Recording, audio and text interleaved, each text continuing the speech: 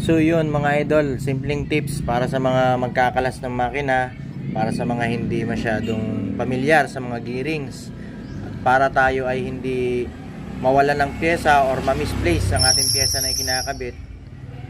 Ganito po dapat ang gawin nyo para hindi ma-misplace. Yan.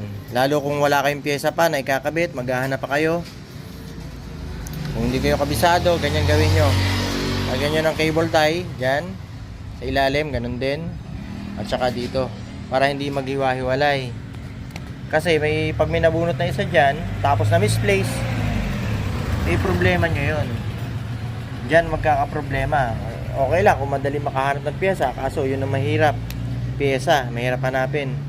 Pag ganito kasi yung pwesto nya, nilagyan nyo ng cable tie, hindi na po sila maghihiwa-hiwalay.